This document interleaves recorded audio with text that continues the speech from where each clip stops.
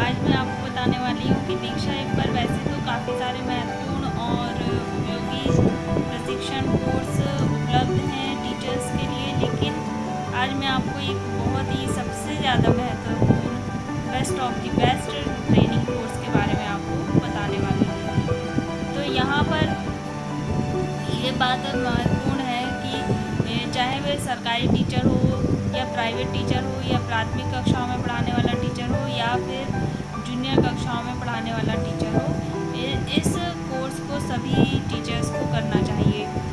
तो यहाँ पर मेरा आपसे विनम्र निवेदन है कि यदि मेरे चैनल को आपने सब्सक्राइब नहीं किया है तो कर लें। ऐसे ही दीक्षा ऐप से जुड़े काफ़ी अच्छी महत्वपूर्ण जानकारियों के विषय में मैं वीडियोस बनाती रहती हूँ। तो और आपको वीडियोस अगर अच्छा लगे तो मेरे वीडियो को लाइक कर दें, शेयर कर दें और उस पर कमेंट करना भी ना भूलें। तो आइए देख लेते हैं कि दीक्षा ऐप पर महत्वपूर्ण प्रशिक्षण के बारे में।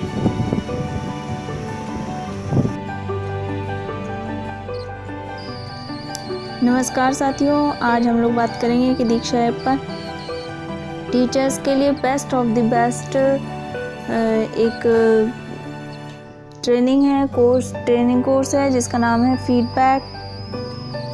और यहाँ पर देख लेते हैं इसके मॉड्यूल्स कितने हैं। इसके मॉड्यूल्स हैं 1 2 3 4 5 6 7 इसके मॉड्यूल्स हैं। और ये बेस्ट ऑफ द बेस्ट हर प्रत्येक टीचर को, चाहे वो सरकारी हो चाहे वो गवर्नमेंट टीचर हो, ये फीडबैक वाला ट्रेनिंग कोर्स ज़रूर ही करना चाहिए। तो यहाँ पर मैं इस ट्रेनिंग कोर्स को कर चुकी हूँ। आइए देख लेते हैं इसके क्वेश्चन के आंसर। अपनी समझ को परखें भाग 7, ताकि आप सब भी जब इस कोर्स को करें तो इसके सही उत्तरों को आप लगा सकें। तो आप इसके उत्तर यहाँ से देख करके अपने नोट कर लीजिए। फिर आप जब इस भाग पर पहुँचें तो आप इसको वहाँ से अपने सही उत्तरों को टिक कर लें।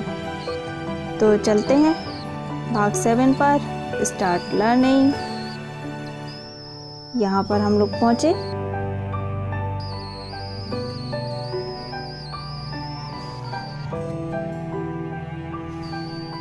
ये खुल करके आ गया हमारा असेसमेंट। तो यहाँ पर हम लोग कर देते हैं पुनः आरंभ करें, क्योंकि मैं इसको एक बार देख चुकी हूँ तो इसलिए यहाँ पर हमें करना है पुनः आरंभ करें।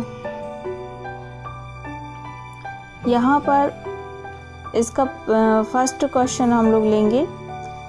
विप्लव जी अपनी कक्षा के बच्चों को ऐसा फीडबैक देते हैं जिस पर कार्य करके उनके छात्र सीखने की प्रक्रिया में सफल होते हैं। आपको क्या लगता है कि विप्लव जी फीडबैक को किस प्रकार से परिभाषित करते हैं? तो इसका आंसर है बच्चों को ऐसी जानकारी देना जिससे उनकी अभी की समझ और सीखने के उद्देश्य के बीच में मौजूद अंतर खत्म हो सके। तो सेकंड वाले को हम सबमिट कर देते हैं। ये देखिए सही है हमारा। अगले क्वेश्चन पर बढ़ते हैं। Question number 2। Question number 2, Sultana ji का मानना है कि हर बार हर कार्य पर अपने छात्रों को फीडबैक देना सकारात्मक फीडबैक की ओर इशारा करता है। सुल्ताना जी के विचार के बारे में आप क्या राय रखते हैं? तो इसका सही उत्तर है कि इस सोच से असहमत हैं। सबमिट कर देते हैं, ये सही है। फिर है अगला क्वेश्चन नंबर 3, अपनी कक्षा के बच्चों से दिए हुए फीडबैक पर व्यक्तिगत रूप से बातचीत करना फीडबैक को प्रभावकारी बनाता है। इस विचार के पीछे क्या धारणा हो सकती है? तो यहाँ पर इसमें पहला और तीसरा इसका आंसर सही है। तो आगे बढ़ते हैं। चौथे क्वेश्चन पर बच्चों द्वारा किए गए किसी भी कार्य के अंत में दिया गया फीडबैक किए गए कार्य में सफलता सुनिश्चित करता है। इस कथन पर गहराई से विचार करें और फीडबैक देने के इस तरीके पर अपनी राय व्यक्त करें। तो इस क्वेश्चन का आंसर है सेकंड। यह फीडबैक देने के निरर्थक तरीके का उदाहरण है। आगे बढ़ें। शोध में यह पाया गया है कि कॉग्निटिव ओवरलोड सीखने की प्रक्रिया को धीमा कर देती है। इस बात को ध्यान में रखते हुए हमें किस प्रकार से फीडबैक देना चाहिए? तो यहाँ इसका आंसर है उन मुख्य बिंदुओं पर फीडबैक दें जिनका सीखने के उद्देश्य से सीधा संबंध हो। आगे बढ़ें। Question number 6।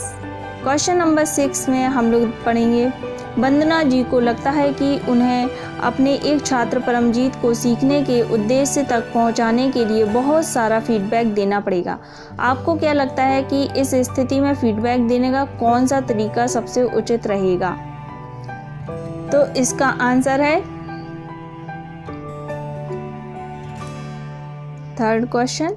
थर्ड ऑप्शन, बच्चों से बातचीत करके। फिर है question number 7। Question number 7, Hattie और टिम्परले के अनुसार हम केंद्र बिंदु के तहत 4 स्तरों पर फीडबैक दे सकते हैं। मैं कोशिश करूँगा कि मैं अपनी कक्षा के बच्चों को स्वयं अभिव्यक्ति पर आधारित फीडबैक नहीं दूं। आपका विकल्प सही है, इसमें आगे बढ़ रहे हैं हम लोग। फिर क्वेश्चन नंबर 8। क्वेश्चन नंबर 8 में आती है बात, फीडबैक देते हुए एक ही समय पर 4 बातों पर ध्यान दिया जाता है और इनके संदर्भ में निर्णय लिया जाता है कि हम क्या फीडबैक देना चाहते हैं। वह 4 बातें हैं, कौन कौन सी? केंद्र बिंदु, फिर है भाव, फिर है तुलना, फिर है उद्देश्य। आगे बढ़े। फिर हमें क्वेश्चन नंबर 9 में है, वरुण तुमने अपनी कक्षा में सबसे कम अंक प्राप्त किए हैं। आपको क्या लगता है इस तरह का फीडबैक बच्चों के लिए उपयोगी रहेगा? तो इसमें दूसरा वाला है इसका उत्तर, यह तरीका लाभदायक नहीं है। फिर क्वेश्चन नंबर 10, बबीता जी अपनी तीसरी कक्षा के बच्चों को गुणा करना सिखा रही थीं। अवधारणा सिखाने के दौरान उन्होंने यह जाना कि बच्चों को जितना सिखाया गया है उसमें से उन्हें कितना समझ आया है। उन्होंने बच्चों का आकलन किया। इस स्थिति में बबीता जी को किस प्रकार का फीडबैक देना चाहिए? तो में विवरणात्मक फीडबैक देना चाहिए। जारी रखें। तो इस तरीके से हमारे 10 के 10 क्वेश्चन के आंसर सही हो गए। और यहाँ से हम इससे बैक कर देते हैं। ये पूरा जो चक्कर है इसको पूरा हो जाने दें, तभी आगे बढ़ें। बटन प्रेस करें और इसको हम कर देते हैं, रेटिंग जरूर देते चलें। और यहाँ से ये देखिए मेरा ये तो पहले ही से कोर्स कंप्लीट हो चुका था मेरा, और आप भी करें। इस कोर्स में ध्यान वाली बात है, आप आत्म विनियमन टॉपिक जो है सबसे इम्पॉर्टेंट है, आप उसको ज़रूर बहुत अच्छे से देखें। और सभी लोग इस ट्रेनिंग को बहुत अच्छे से, जब भी आप ट्रेनिंग करें बिल्कुल भी स्किप ना करें, उसका कोई भी पार्ट बहुत ही अच्छे से आराम से देखें, उसको बिल्कुल अपने आप से अपनी गति से चलने दें। ये नहीं कि आपने उसको बार बार अगला बैक या आगे निकाल कर देख रहे हैं, इस तरीके का आप लोग ना करें। और उसमें रेटिंग ज़रूर देते चलें हर भाग में। Thanks for watching. और मेरे YouTube चैनल को सब्सक्राइब करना ना भूलें। वीडियो अच्छा लगा हो तो लाइक कर दें, कमेंट करें और शेयर भी करें।